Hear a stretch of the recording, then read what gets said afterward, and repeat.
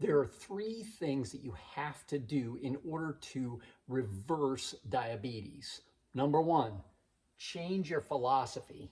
If you have a health philosophy that many doctors teach their patients, well, you got diabetes now, you're never going to get rid of it, we'll just have to manage this, it'll probably get worse and worse and worse until you die. That's baloney. You can change things. I'll show you some stats here in just a second. You can change things if you change things in yourself. You really can. There's tons of steps that you can take that are not really all that hard, that are designed to keep you from not only getting diabetes, but also getting things like dementia, which diabetes is related to, things like other hormone issues, which diabetes are related to, things like getting your leg cut off because it's rotting away from gangrene, which diabetes is related to. You can change all of that. You can change your life. You can improve your life for the better. Change what you put in your mouth. Huge, huge deal.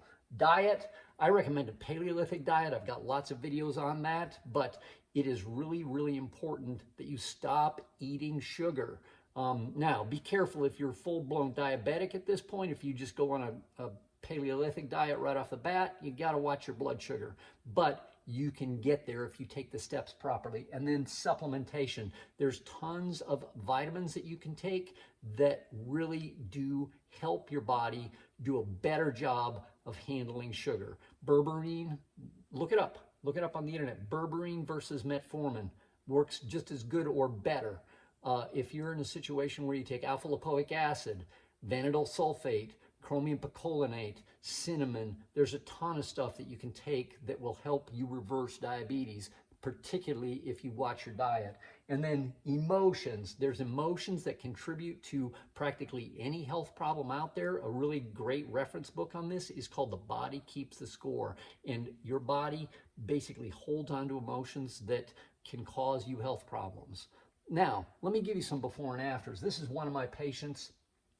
This was on March 19th. He was brought to me by his wife. She was like, dude, and he was in his late 40s, not old at all. And she was like, dude, I don't want you dying on me. He was a high-level guy. He owned his own factory. He worked like 80 hours a week. He'd call in lunch, and it was usually like McDonald's or Taco Bell or something like that. Really, really, and he'd keep going on Red Bulls and Coca-Cola. Not a good situation. He felt like crap all the time. He just felt horrible.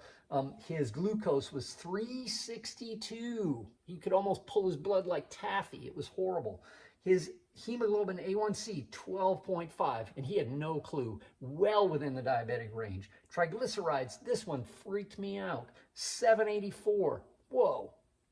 Cholesterol, 250. His HDL, which is the one that should be high, was 28, which is fairly low. We got him on an aggressive diet, and his wife was his secret weapon because she was like, you're doing this, buddy, and she would cook his meals for him. But his glucose went down to 86 from 362. His hemoglobin A1C went from diabetic to not diabetic any longer. We basically got rid of his diabetes. He did by making these changes. His triglycerides, this was crazy, 700-point drop. His cholesterol dropped from 250 to 177, well within the normal range here. And then his HDL, the one that should be up, went from 28 up to 45. You can make changes if you set your mind to it. You just have to do it. If you need help, let me know.